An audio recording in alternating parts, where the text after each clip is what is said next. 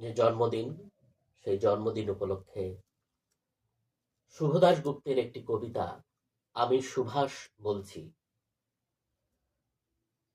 তোমার পাথরে দিয়েছি মালা, এত মালা এত ফুল যে তুমি ঢাকা পড়ে গেছো। তুমি পাথর না হলে রাগ করতে। 56 আমি সুভাষ বলছি, শুভ দাশগুপ্ত। তোমার পাথরে দিয়েছি মালা, এত মালা এত ফুল তুমি ঢাকা পড়ে গেছো। তুমি পাথর না হলে রাগ করতে। 56 আগের এক মধ্যরাতে এলগিন রোডের 3 তলার ঘরে আলো জ্বলছিল। চাদর গায়ের এক ছায়ামূর্তি পায়চারি করছিল অবিরাম। বাইরের রাস্তায় ইংরেজ পুলিশের চর সতর্ক সজাগ চোখে দেখছিল। তার সব সতর্কতাকে বুদ্ধ বানিয়ে তুমি তখন অন্ধকার চিরে ছুটে চলেছ আলোর পথে।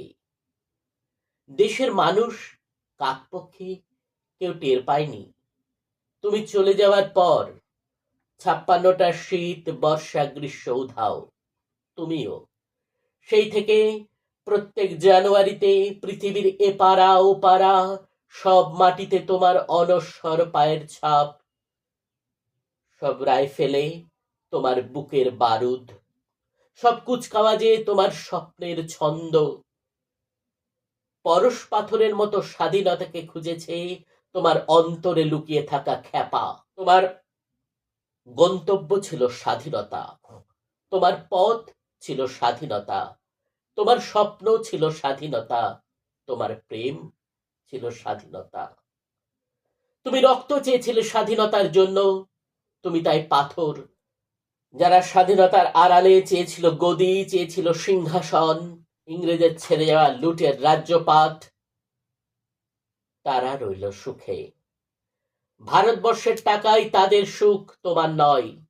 ভারতবর্ষের অফিসে আদালতে তাদের ছবি, তোমার নয়। ইংরেজ গরিব মানুষকে পায়ের নিচে রাখত, আমরা বড়লোকদের মাথায় করে রেখেছি। স্মাগলার কিংবা ডাকাতকে জোর হাতে সভাপতির আসনে আহ্বান করেছি। ইংরেজ দেশের ধন সম্পত্তি লুট করত, আমরা দেশটাকে বেচে দিচ্ছি। ইংরেজ দিয়েছে চাবুক, লাঠি, গুলি, আমরা দিয়েছি মস্তান, মাফিয়া, নেতা আর বুলি। ইংরেজ দিয়েছে কালাপানি, সেলুলার জেল, আমরা দিয়েছি টিভিতে সুপারহিট মোকাবিলা আর আইনসভায় আয়ারাম গয়ারামের খেল। 56 আগের এক মধ্যরাতে পরাধীন এই দেশ ছেড়ে তুমি চলে গিয়েছিলে স্বাধীন এক স্বদেশে ফিরে আসার স্বপ্ন নিয়ে। তুমি ফিরে আসনি, স্বাধীনতা এসেছে। তার কাঁধের ঝুলি ভরে নিয়ে এসেছে ভোট নামক রাজস্ব যোগ্য, গণতন্ত্র নামক চিরায়ত মাৎসন্যায়, প্রগতি নামক লোক ঠকানো স্ট্যাটিস্টিক্স, সংহতি নামক বিস্ফোরণে চুরমার, ঐতিহ্য নামক মন্দির মসজিদের ঝগড়া, আর আসমুদ্র হিমাচল ভরিয়ে দেওয়া ভাষণ, ভাষণ আর ভাষণ। 56 ধরে তুমি পাথর হয়ে আছো। 56 ধরে ভারতবর্ষ অধীর অপেক্ষায় কান পেতে আছে। ইথার তরঙ্গে কবে হঠাৎ শোনা যাবে স্বাধীনতার নিজস্ব কণ্ঠস্বর। আমি সুভাষ বলছি, আমি সুভাষ বলছি।